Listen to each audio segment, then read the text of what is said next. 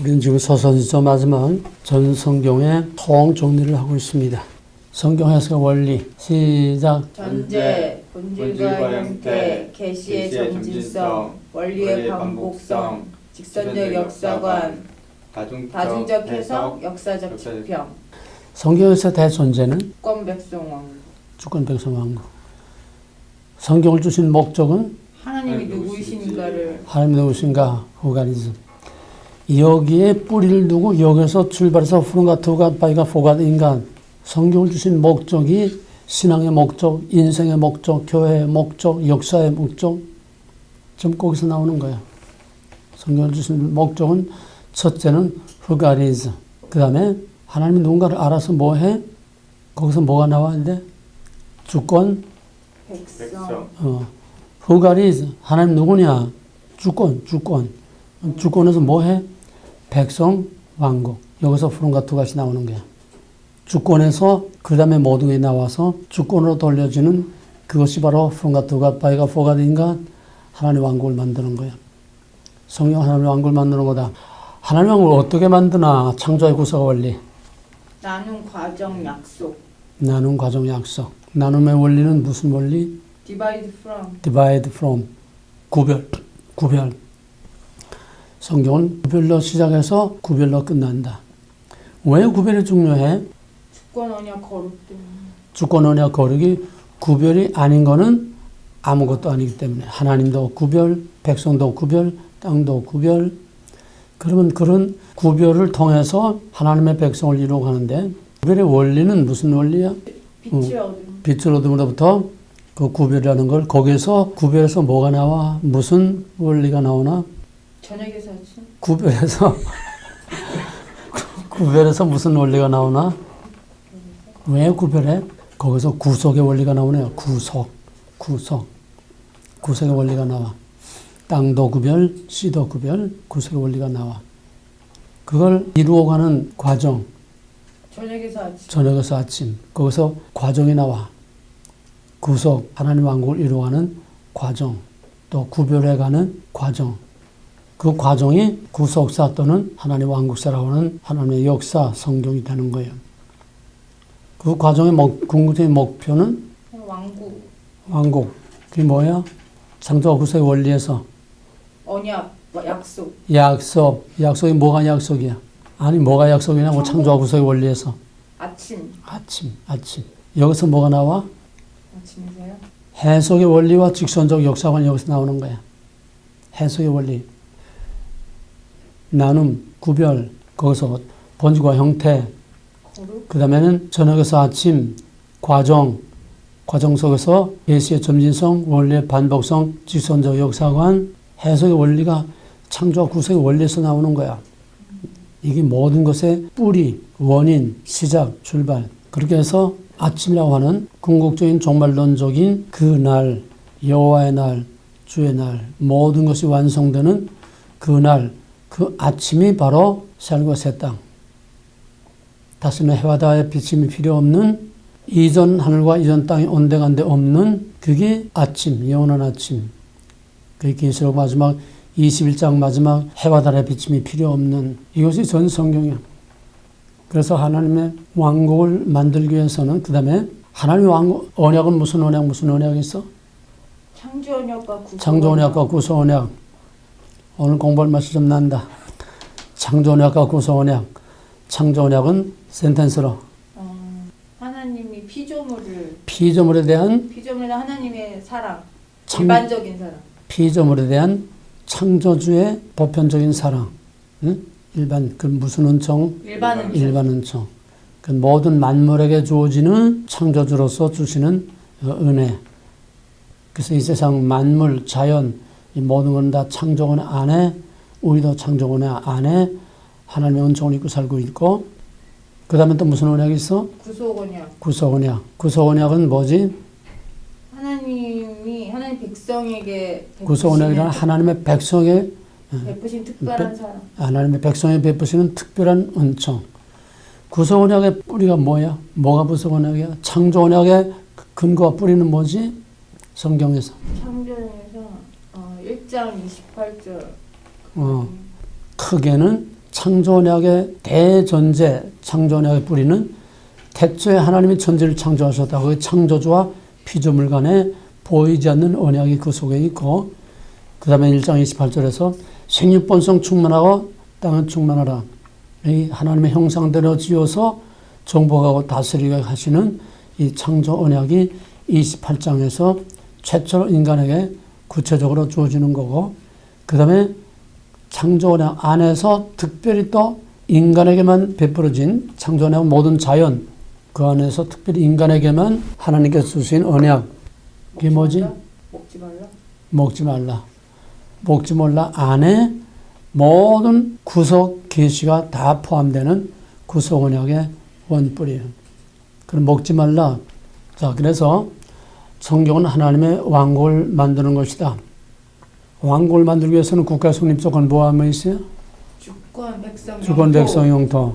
그래서 주권은 하나님이시니까 이미 있는 거고, 나머지는 이제 백성과 땅이지, 영토. 그러면 하나님의 왕국을 이루어 가기 위한 약속이 뭐가 있어야 될까? 언약. 무슨 언약?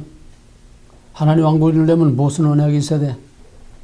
뭐가 있어야 왕국을 만들어? 백성에 그렇지, 대한 그렇지. 씨와 땅의 언약. 땅과 씨가 있어야지. 땅과 씨가 있어야지. 왕은 주권자이시니까 땅과 씨가 있어야지. 그래서 왕국을 만들기 위해서 먼저 뭐부터 만들어야 돼? 땅부터 만들어야지. 그게 창세기 1장이야.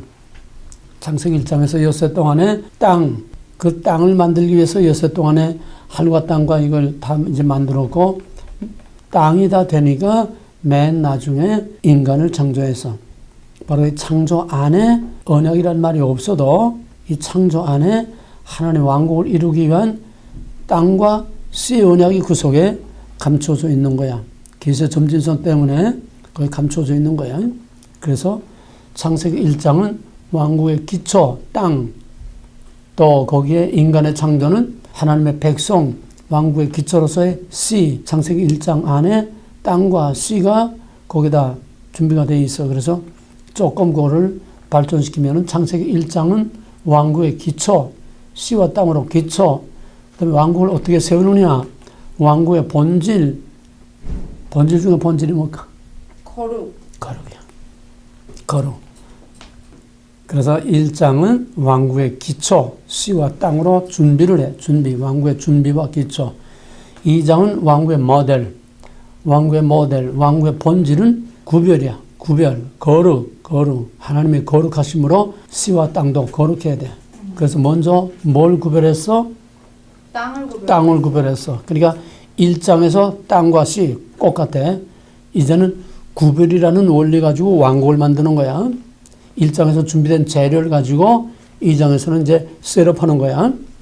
그래서 먼저 땅을 구별해서 에덴이라고 하는 땅을 구별해서, 그 다음에 씨를 구별하는데 인간 창조를 어떻게 해서 구별, 어떻게 해서 인간을 밖에서 안으로 구별이야. 땅을 구별하고 하나님의 백성 씨를 구별해서 땅과 씨가 구별된 땅에 구별된 씨가 있는데, 하나님은 이미 주권자로 계시니까 거기에 땅과 씨만 있어서는 안 돼. 주권자가 거기서 통치권을 행사해야 돼. 나무는 볼 수 없는 하나님의 주권이 거기에 있다고 하는 주권의 임재, 통치, 교제를 나타내는 건데, 거기서 나타난 통치권이 뭐지? 먹지 말라. 그 언약이야. 왕국의 헌법이야. 언약이야. 이래서 거기에 주권이 임재한 가운데 땅과 씨가 있어서 거기서 비로소 왕국의 모델이 이루어지는 거예요. 하나님은 임재 통치를 나타내는 거야. 최초의 왕국이 이것이 왕국의 모델이고 동시에 성전이야. 왕국과 성전은 같아. 성전의 기능이 뭐야? 두 가지. 구속과 왕국. 구속과 통치야. 구속과 임재 통치. 구속과 왕국인데 아직은 타락하지 않았으니까 아직은 거기에 구속이 구체적으로 나타날 필요는 없어. 다만 거기서는 밖에서 안으로 언약 밖에서 언약 안으로 나온 이것이 구속 안에 이제 들어가 있는 거고 왕국으로서는 거기서 하나님의 통치권이 나타나서 왕권, 통치권을 행사하는 거야. 이건 내 왕이다. 너희는 내 백성, 나는 너희 왕.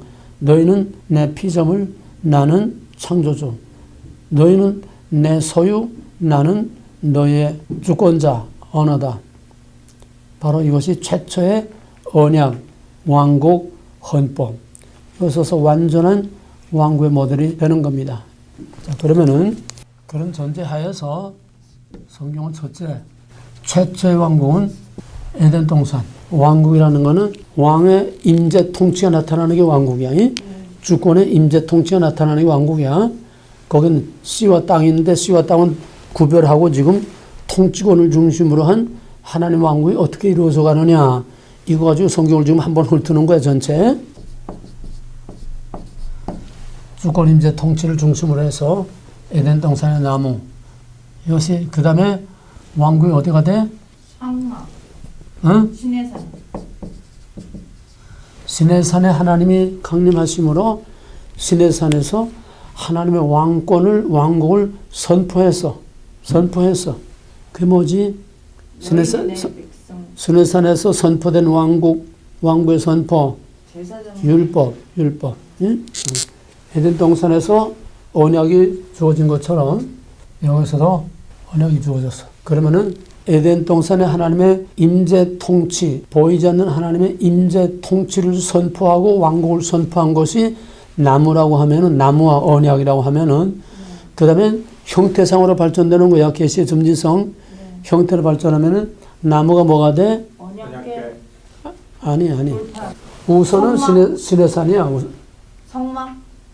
성막이 나오기 전에 우선 시내산에 하나님이 임재해서 통치권을 행사하지 않아? 나무가 시내산이 되는 거야. 그 얘기는 지금까지 안 했어. 뛰어넘어서 성막이라고만 그랬지. 먼저 하나님의 임재 통치를 나타내는 나무가 시내산이 되는 거야. 나무가 시내산이 돼. 언약이 율법이 되고. 그럼 왕국은 어디지? 왕국은 광야지. 이렇게 해서 왕국의 모델이 에덴 동산에서 시내산으로 형태상으로 발전이 돼. 그런데 이 왕국이 영구적인 왕국이 아니고 시내산과 그 광야가 영구적인 왕국이 아니고 왜? 목표는 가나안 땅에 가야 되는 거기 때문에 움직이는 거니까 시내산을 메고 다닐 수 없어. 시내산이 움직일 수가 없어. 메고 다니면서 같이 갈 수가 없어. 그러니까 시내산은 임재 통치를 나타내는 거야. 또 나는 너희 하나님, 너희는 내 백성, 언약을 맺었으니까 왕이 백성하고 같이 살아야 돼. 같이 사는데 백성하고 시내산이 같이 움직일 수가 없어. 그러니까 이제는 내가 너희하고 같이 살면서 너희하고 같이 움직이면서 너희를 내가 다스리고 통치해야 되니까 이제는 시내산을 축소시켜서 내가 너희 가운데 같이 움직일 수 있는 작은 시내산을 움직이는 시내산을 만들라. 그래서 광야는 계속 광야. 시내산이 뭐가 돼? 성막 또는 축소시키면은 언약회. 율법을 계속 이거 언약이라는 건 본질이니까 항상 계속되는 거야, 이거니. 아직은 광야. 다만 고정된 시내산, 고정된 광야가 아니라 이제는 움직이는 시내산과 함께 이동하는 왕국이야. 이동하는 왕국. 그 다음에는 요단강을 기점으로 해서 이제는 광야가 고정된 성전이 되는 거지. 그 다음에는 여기서 이제 가나안 들어가서 다윗의 왕국이 이루어짐으로써 일단은 왕국의 모델이 완성이 됐어. 왕국의 모델이 완성됐어. 이제는 성전이라고 하는 광야라고 하는 이스라엘 땅이라고 하는 그게 아니라 이제는 명실공히 형태상으로 완성된 다윗의 왕국이 이제 완성이 됐어. 일단은 완성됐어. 여기로서 이제 전 성경의 왕국의 계시는 다윗 왕국으로서 이제 완성이 됐어. 근데 이것이 다가 아니야. already 완성됐어. 그런데 but not yet. 이것이 아직 다가 아니라 아직 과정 중에 있어. 도상 가는 과정 속에 있어. 이제는 좀 더 형태상으로 더 발전이 돼야 돼. 여기까지는 전부가 다 형태야. 본질이라는 건 이 언약, 이게 본질이야. 이 언약 안에서 이 언약을 이제 따로 독립시켜서 할 거니까 따로. 이제 완성됐으니까, 그러나 이건 아직은 아니다. 이제는 이런 형태를 통해서 보여준 것이 형태의 본질, 이 본질이 나타나야 돼. 그게 뭐냐? 다윗이 예수 그리스도의 메시아의 왕국. 이 본질이 뭐냐? 이건 형태가 영적인 본질로 발전이 돼. 예수 그리스도의 통치, 예수 그리스도의 메시아의 왕국. 이것이 바로 마태복음 1장 예수님의 왕의 족보, 예수가 왕이라는 거예요. 그 다음에 4장 17절에서 이제는 내가 왕이다. 그러므로 다 나와서 내 통치를 받아들여라. 회개하라. 천국이 갖고 왔느니라. 회개가 뭐야? 회개는 return. 예? 하나님에게로 돌아와서 하나님의 통치를 받아들이라는 거야. 예? 그러니까 이제 4장 17절에서 특히 마태복음에서는 예수의 왕권을 강조함으로써 왕으로 오신 예수. 그러나 그건 지상의 정치적인 왕이 아니고 영적인 통치야. 영적인 통치권. 그래서 뭐 자세히는 여기서 다 못해. 큰 그림이니까. 그래서 예수가 어떻게 영적인 왕권을 행사하느냐. 태초로부터 있는 사탄의 권세와 죄와 마귀와 사망의 원세를 십자가에서 영적으로 밟아 죽임으로써 거기서 왕권이 선포되고 거기서 왕국을 이루게 되는 거예요. 그러나 이것은 아직 영적인 거. 형태가 없어. already but not yet. 다윗의 왕국이 형태상으로는 완성됐지만은 but not yet. 예수 그리스도의 메시아 왕국이 이제는 형태가 영적인 본질로 완성됐지만은 but not yet. 그건 뭐냐? 이제는 형태와 영적인 본질이 완전히 하나가 되는 형태. 구약은 전부 형태, 신약은 전부 영적인 거. 이것도 불완전, 영적인 것도 불완전이야. 그 다음에는 영적인 것과 형태상의 것이 완전히 하나가 되어서 명실공히 되는, 완성이 되는 게 보다 완전하게. 이게 새하늘과 새 땅. 여기서 완성되는 거야. 재림을 통해서. 바로 가장 결정적인 디데이가 뭐냐? 그날, 여호와의 날, 주의 날. 이것이 역사의 타겟, 목표야. 그래서 역사는 빛이 있으라. 태초에 천지를 창조하신 그때로부터 종말의 그날을 향해서 계속 전진해 나가는 직선적 역사관. 저녁에서 아침으로 가는 직선적 역사관. 저녁에서 한 바퀴 돌아서 저녁이 아니라 저녁에서 아침으로 가는 직선적 역사관이라고 하는 역사관이 여기서 그날, 여호와의 날에서 이제 완성되는 겁니다. 이것이 형태상으로 본 왕국의 발전 과정. 성경은 하나님의 왕국을 이루는 것이다. 왕국이라는 것은 하나님의 임재 통치. 그 다음에 두 번째로는 왕국과 성막은 같다고 그래서 이제는 성막을 중심으로 한, 성전을 중심으로 한 전 성경의 하나님의 계시가 어떻게 발전돼 가느냐. 성전에는 뭐나? 구속과 왕국.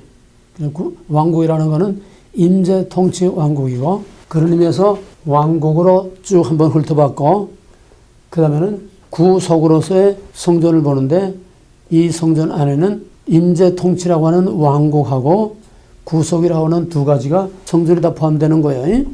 그러면 성전은 최초의 에덴 동산이 성전이고, 에덴 동산의 압축은 나무, 성전의 압축은 언약궤. 아직은 나타나지 않았지만은, 그러면 시내산에 오게 되면은 시내산에 하나님의 임재 통치가 나타나니까 통치로서는 시내산이 성전이 되지만은 구속으로서는 거기서 어떻게 시내산이 성전이 되냐. 언약, 내 백성. 구속이란 자기 백성 만드는 게 구속이야. 구속이란 하나님 백성 만드는 게 구속이니까 시내산에서 하나님이 내려오지 않았지만은 거기서 통치를 나타낸과 동시에 내 백성이라고 하는 하나님의 백성을 삼으심으로 거기서 구속이라는 게 이루어지는 겁니다. 그 다음에는 이제 성막. 출애굽에서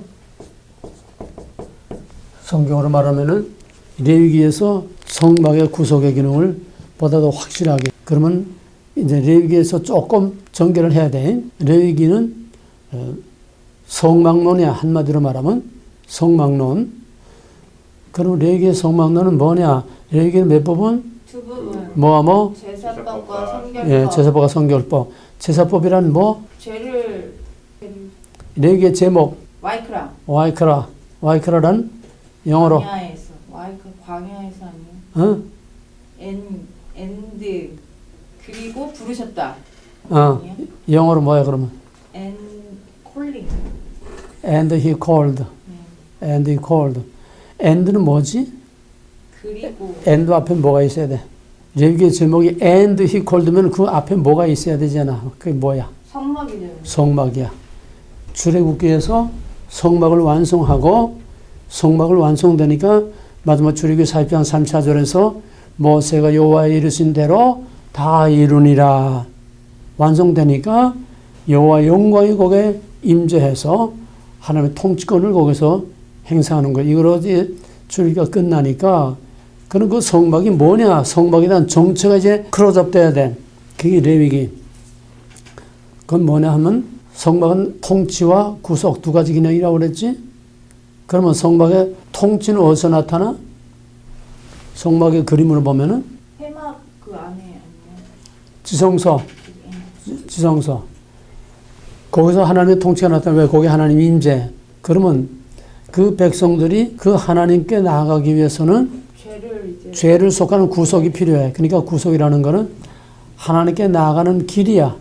And he called. 부리기는 콜링 하긴 했는데 죄인이 그냥 갈 수가 없어. 죄를 사함으로써 거룩해져야 거룩해져야 거룩한 하나님 앞에까지 나갈 수가 있어. 그게 제사법이야. 1장에서 16장까지 제사. 죄를 사함으로써 하나님 앞에까지 나갈 수 있는데 그 죄사함이 이제 완성되면은 휘장이 없어지고 그 다음에는 한 방에서 별거가 아니라 한 방에서 하나님과 동거하게 된다. 그것이 새하늘과 새 땅에서 이루어지는 거예요. 그래서 레위기의 성막론은 전 성경의 압축, 구속과 완고, 구속과 통치로서의 전 성경의 압축이 바로 레위기다. 구속의 목적은 하나님과 동거하는 거야. 죄를 없애고 중간에 칸막이를 없앰으로써 하나님과 한 텐트, 한 언약 안에서 동거하는 것이 레위기의 구속의 목적. 이걸 확대시키면 예수 그리스도의 십자가의 구속의 목적이 되는 거예요. 지금 예수 그리스도 십자가 이거밖에 없는데 그거는 수단이야. 애굽에서 나오는 건 수단이야. 애굽에서 어린 양의 피의 언약을 믿음으로 죽음을 오버패스해서 넘어와서 홍해를 건너와 넘어왔지만은 그거는 구속이야. 구속. 그러나 그거로 다 되는 게 아니라 시내산에서 언약을 맺음으로 그때 하나님 백성으로서 씨와 땅의 언약이 이루어져서 넌 나의 하나님, 나는 너의 하나님, 너희는 내 백성. 그래서 거기서 시내산에서 비로소 하나님의 백성이 거기서 나오게 되는 거고 하나님 통치가 이루어지게 되는 겁니다. 이거를 우리는 중생이라고 하는 거예요. 애굽에서 피의 언약을 믿음으로 죽음을 넘어가서 나와서 시내산에서 언약을 맺고 하나님과 백성의 관계가 이루어지는 그래서 거기서부터 이제 새로운 이스라엘이라고 하는 하나님의 백성이 되는 여기까지가 중생이라고 하는 게 좁은 의미의 중생, 좁은 의미의 중생. 자, 지금 성전에서 특히 이제 통치는 왕국으로 했으니까 이건 이제 주로 구속을 중심으로 이제 얘기할 수밖에 없네, 성전에서. 그래서 구속의 목적은 하나님과 동거하기 위한 것이다. 그래서 애굽에서 나온 것이 좁은 의미의 중생, 구속인데 이거 역시 already 본나데스야. 사망의 권세, 죄의 권세, 마귀의 권세, 애굽에서 피의 언약을 믿고 거기서 나와서 시내산에서 언약을 맺어서 하나님의 백성이 되는 여기까지는 구속이야. already. 그건 나데스야. 이게 다가 아니야. 나데스야. 아직 완성이 안 됐어. 중생으로서 죽음의 권세에 넘어왔지만은 이거는 나데스야. 왜? 그거는 아직도 천상적, 법정적, 영적인 구원이지 아직 현실적인 구원이 아니야. 현실적인 구원은 가나안 땅에 들어가야 현실적인 구원이 완성되는 거야. 그래서 애굽에서 시내산까지는 좁은 의미의 중생, 그 다음에 시내산에서 가나안 땅까지 들어가는 것이 그건 뭐지 그러면? 성화. 성화야, 성화. 그래서 중생과 좁은의미의 중생과 성화의 전 과정이 하나가 될 때에 진짜 중생, 진짜 구원이 되는 거다. 근데 지금 일반적으로 선악교에서는 또 한국교에서는 전부 다 시내산까지 오는 것을 중생이라고 하고 구원이라고 하는 거고 여기까지를 십자가의 은혜로 다 이렇게 말하고 있는 거야. 그러니까 시내산까지만 나왔지 그들은 가나안 땅에 못 들어갔어. 이런 상태에 머물러 있는데 김세현 교수가 나타나서 이건 아니다. 이건 구원이 아니다. 구원의 과정일 뿐이다. 구원의 과정은 가나안 땅까지 들어가는 전 과정이 구원이다. 이렇게 말하니까 시내산까지밖에는 몰랐던 그것만 구원이라고 알고 우린 다 구원 받았다. 이젠 더 할 일 없다.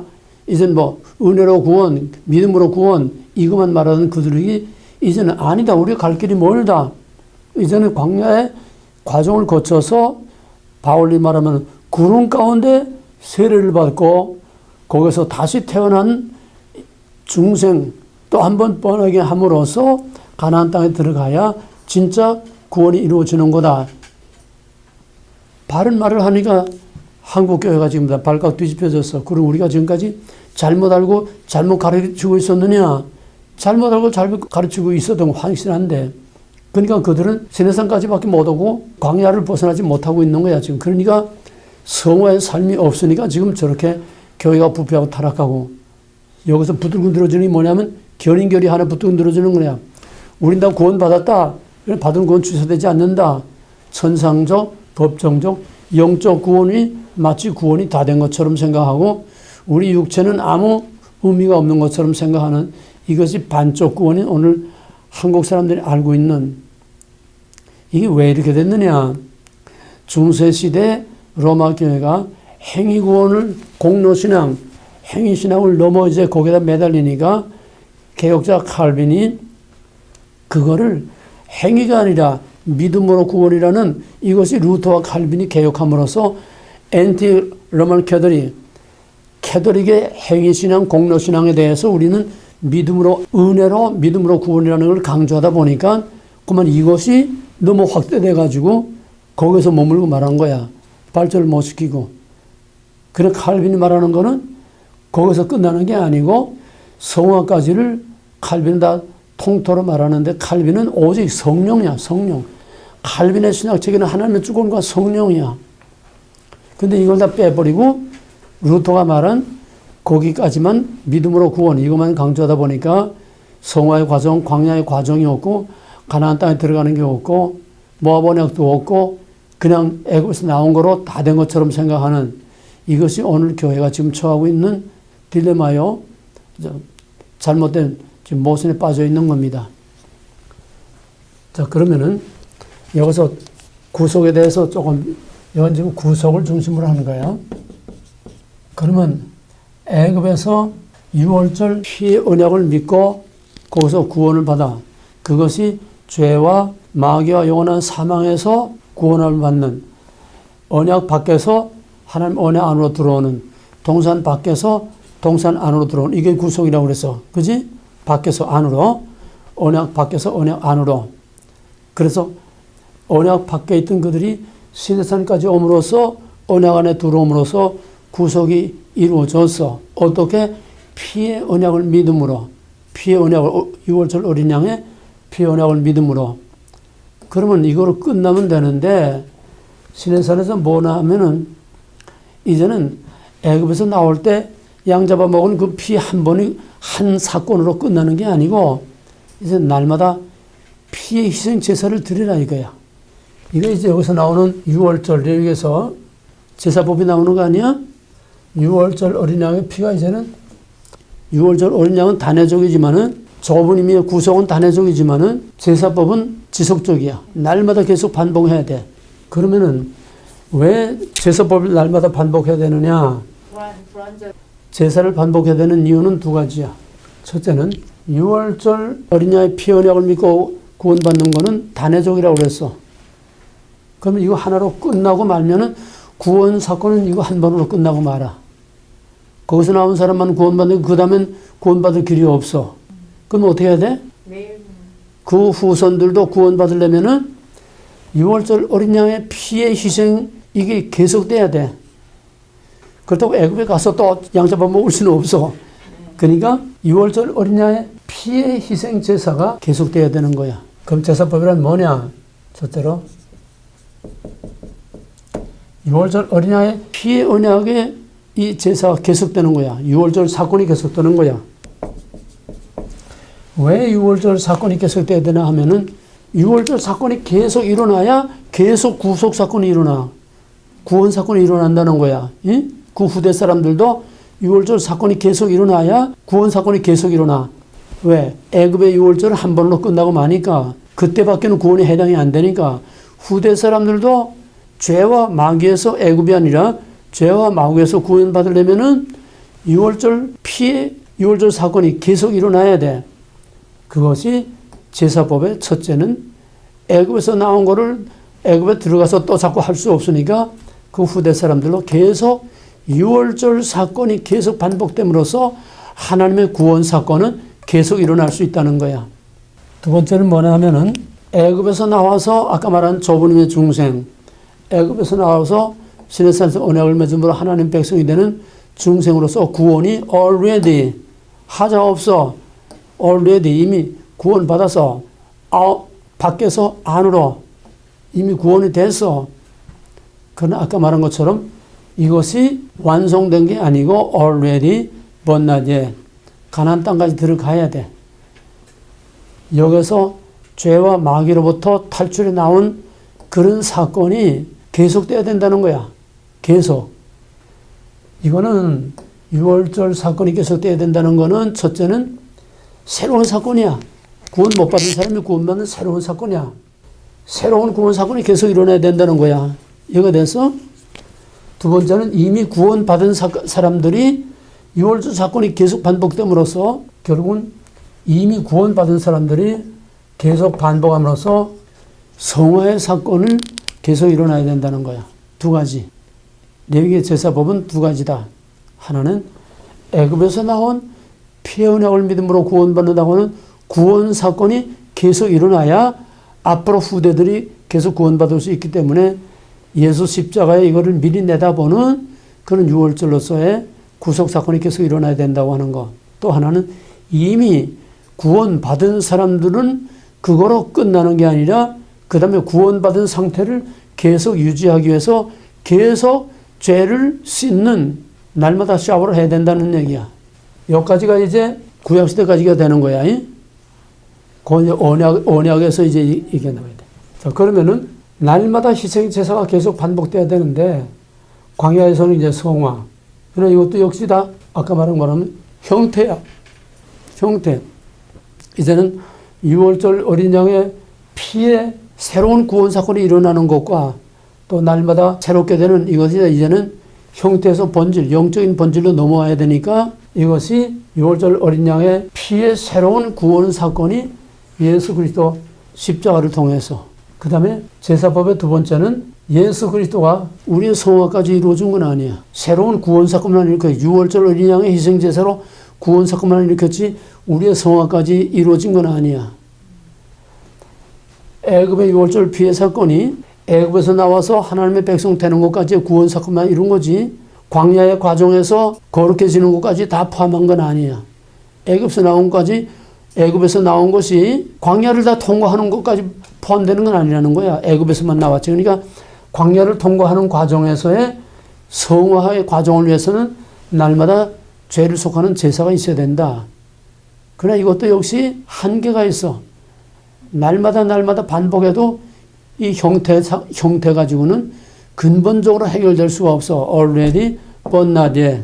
그 계시가 점진적으로 발전돼야 되는 과정, 본질과 형태, 본질은 구속이라고 하는, 거룩이라고 하는, 형태는 짐승의 피제사.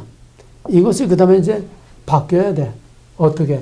구속은 예수 십자가로서 6월절 어린의 사건이 반복되는 거야. 그래서 6월절에 죽었어야 해. 6월절에 죽은 거야, 예수님이. 이 6월절을 이루기 위해서. 그건 우리를 속하는 새로운 구원 사건을 위한 거지. 이미 구원받은 사람을 사건을 위한 건 아니야. 그럼 구원받은 사람들이 날마다 드리는 이 제사, 날마다 반복되는 이 희생제사, 그건 뭐냐? 그건 성화. 이 성화를 위해서는 구약에 없었던 형태상으로 나타나지 않았던 성령이 오심으로 구원받은 사람이 날마다 죄를 속하기 위해서 샤워, 날마다 죄를 씻기 위해서 하는 이 성화를 위한 이런 희생은 성령을 통해서 이제는 내가 하나님께 산제사를 I'm not okay, you're okay. 내가 하나님께 산제사를 드리는 성화의 과정, 쉽게 말하면 회개지.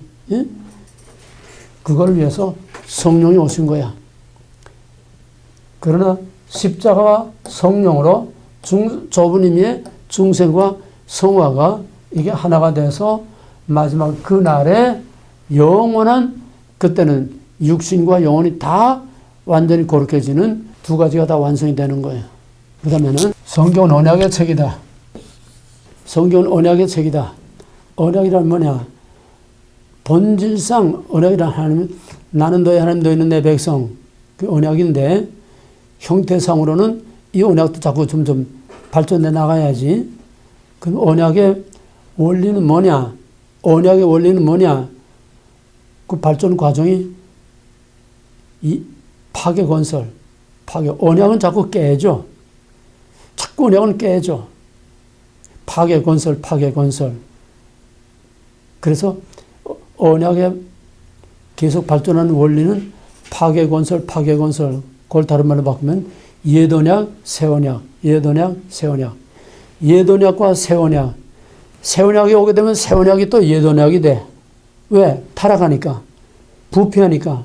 이게 옛 언약이 돼. 그럼 또 새 언약으로 또 바꿔야 돼. 그럼 새 언약이 나타나면 새 언약이 또 시간이 가면 또 부패하고 타락하면 새 언약이 옛 언약이 되고 또 새 언약으로 자꾸 형태상으로 자꾸 발전해 나가는 거야. 옛 언약이 새 언약 되고 새 언약이 옛 언약 되고 옛 언약이 또 새 언약, 그 다음에 또 새 언약이 또 옛 언약 되면 또 새 언약. 그러니까 성경 본질상 전체적으로 보게 되면은 옛 언약과 새 언약, 옛 언약과 새 언약, 옛 언약 사이 이게 계속 반복되는 거야. 이해가 되겠어요? 그럼 최초의 언약은 에덴 동산에서 먹지 말라. 이것이 그러면 파괴됐지? 최초 언약은 아담과 맺어서 이때 파괴됐어. 그 다음에는 3장 15절에서 여자의 손에 배명손을 밟고 또 내가 새로 수익하겠다. 이건 약속이야. 과정이 아니라 약속이야, 이거는. 그 다음에는 노아의 결과가 어떻게 됐느냐. 결국은 노아의 홍수 사건으로 인해서 또 다 파괴돼서 언약이, 아담과 맺은 언약이 여기다 파괴됐어. 파괴되니까 그 다음엔 노아의 홍수를 통해서, 노아의 홍수 사건을 통해서 이제는 평화의 언약, 이제는 죄대로 벌하지 않고 하나님이 대신 죄값을 대신 책임지고 땅에는 평화를 주겠다. 노아의 평화의 언약. 그러면 공짜로 그냥 아무 대가 없이 그냥 해주는 게 아니야. 인간이 받을 죄와 형벌을 하나님이 대신 죄값을 치르겠다. 그게 무슨 원리? 피의 원리야. 피는 피의 원리. 노아의 언약에서 피는 피로 갚는 그 원리를 깔아놓고 책임은 하나님이 지겠다. 그 약속이 이제 노아의 평화 언약인데 이것을 이룬 것이 이 피로서 죄를 속하겠다고 하는 것이 바로 아브라함의 쪼개는 언약을 통해서 노아가 하나님이 대신 책임을 지고 피는 피로와 하나님의 대신 책임을 지는 두 개가 합해서 아브라함에게 와서는 그게 어떤 형태로 하나님이 쪼개지는 구속의 약속이 여기에 심어지는 거야. 바로 이 아브라함의 쪼개지는 언약이 6월절과 시내산에 와서 이게 바로 제사법에서 짐승이 쪼개지는 이거로 구체적으로 이제 구속의 언약이 이 발전이 되는 겁니다. 그러면 짐승이 쪼개지는 것이 그 다음에는 예수 그리스도가 십자가에서 쪼개짐으로써 죄를 속하는 구속의 언약이 여기서 이루어지게 되는 거예요. 그러나 이것도 역시 형태상의 제사가 이제는 예수 그리스도의 단번의 제사로 완성되는데 이것도 역시 영적인 거야. already born again. 그 다음에는 이것이 완성되는 거는 역시 그날의 부활을 통해서 영과 육이 완전히 이 세상에서 저 세상으로 가는 구속이 완성되는 것이다. 여기서 중요한 원리가 뭐냐면은 그 과정에서 옛 언약, 새 언약. 이 언약이 옛 언약과 새 언약으로 닦고 발전해 간다. 그럼 옛 언약이라는 거는 맨 먼저는 먹지 말라. 이게 오리지널 언약인데 이것이 결국은 먹으라에 와서 이다 부패하고 타락했으니까 옛 언약이 돼버렸어. 그 다음에 이거는 언제나 지금 과정이 아니고 원리를 깔아놓는 거예요. 그 다음에 또 타락해서 여기서 이거는 원리를 깔아놓은 거야. 먹으라가 여기까지 계속되는 거야. 여기서 노아의 언약에서 새 언약이 깔아지고 아브라함 언약까지 여기서 이제 합해져서 노아와 아브라함부터 새 언약의 시대가 돼. 새 언약의 시대. 인간이 죄값을 책임지는 게 아니라 하나님이 죄값을 책임지는 그런 먼 날은 정령 죽으리라. 이게 오리지널인데 여기선 홍수를 한번 죽였으니까 이제는 내가 죽겠다.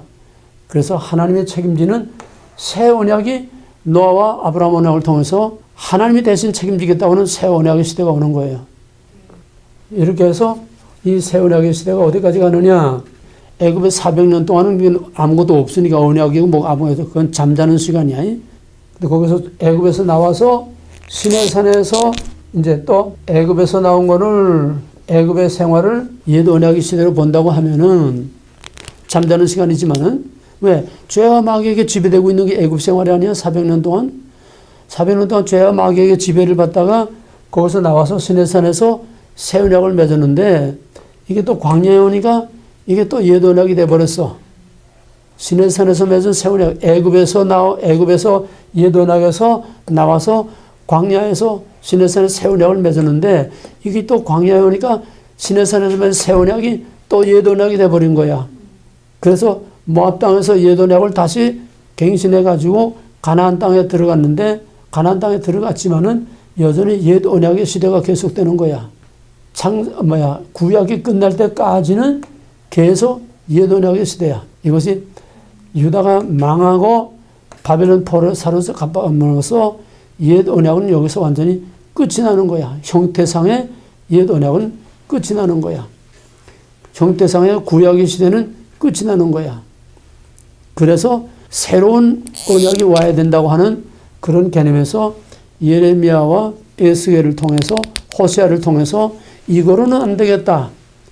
앞으로는 대신 쪼개지는 이런 정도가 아니라 완전히 확 그냥 판을 바꾸어 놓는 형태에서 본질로 바뀌는 그래서 예레미야와 또 에스겔과 호세아를 통해서 또 미가의 왕 또 여엘의 성령을 통해서 이제 새로운 영적인 그런 새 언약의 시대로 오겠다.